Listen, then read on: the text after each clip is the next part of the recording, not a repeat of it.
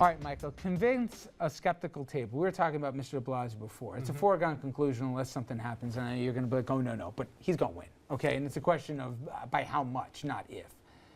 But is it a legitimate point for us to say, I still don't know who he is? Throughout the vetting process and everything else, he runs a very clever campaign. He's got a fantastic family dynamic, easy guy to root for.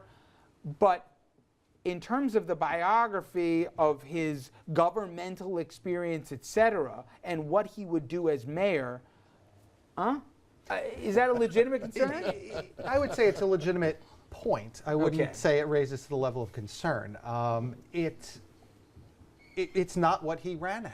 He ran with a vision for New York City different than what New York City has been experiencing. Everybody gets it. Too much income inequality. No, but to say if it was based on experience and accomplishments and I can do it because I've done it, then Chris Quinn would have done better. But she didn't have the vision thing. Yes. And he did, and it was a moment in time. She had what we thought was a high floor, but ultimately a low ceiling. There was no room for her to move, and she had very high unfavorables. Right. He was at 9%. Right. He only had room to grow. Should New York City be concerned?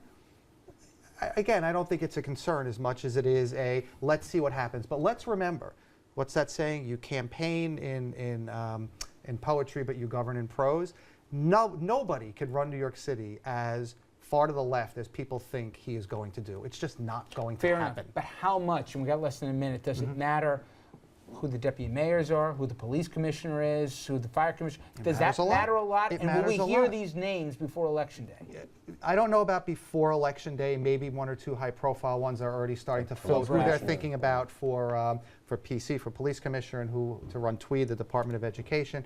But no, not before. And these are incredibly important jobs. And when someone like Lotus says, but look at my resume, and when Chris Quinn said, look at my resume, de Blasio's response basically was, that's great. I'll hire people like you, but that's not what this campaign is about. Managed to give an answer. It sounded good, at least. Unfortunately, it's true. Dominic, Richard, thank you very much. He's not happy. No. We'll see you Monday night at 6 p.m. Till then, everyone, have a great weekend.